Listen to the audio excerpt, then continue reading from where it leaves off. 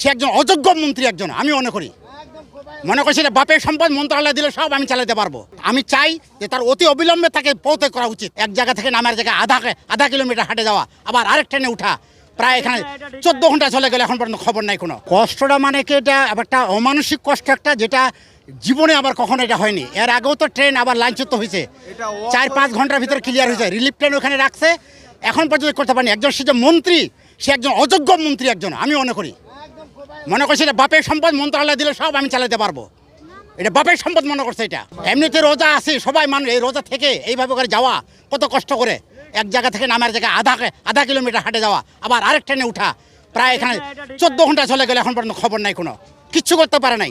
আমি চাই যে তার অতি অবিলম্বে তাকে পৌঁছে করা উচিত। আমাদের মাঝ রাস্তা নামাই দিলে এতক্ষণ বাসা যাওয়ার কথা, কিন্তু মাঝ রাস্তা নামাই দিলে এখন আরেক ট্রেনে ধরে উঠাই দিবে বলছে আর কি। এখন উঠাই দিবে কি না এটাও শিওর না।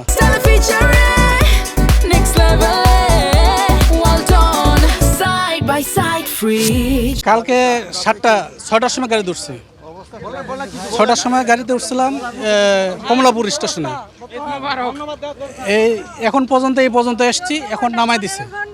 এখন সামনে গাড়ি আছে কিনা তা বলতে পারবো না, ওরা বলছে যে অন্য গাড়িতে উঠাই দিবে। আমি ঢাকা থেকে আসতেছি, আমি যাব পার্বতীপুরে, কিন্তু যে পরিমাণ বিড়ম্বনার শিকার হচ্ছে পাবলিক বর্তমান, খুবই ঈদযাত্রা একটা খুব দুর্ভোগ সৃষ্টি করতেছে।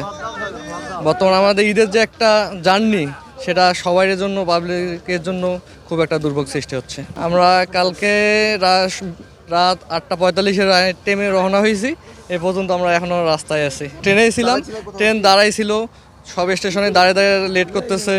সান্তাহারে অনেকক্ষণ লেট করছে, সান্তাহার আগে লেট করছে, প্রতিটা স্টেশনে অনেক লেট করছে। এখনো যে কখন যে এখনো আমাদের গন্তব্যে পৌঁছতে পারবো এখনো কোনো ঠিক নেই।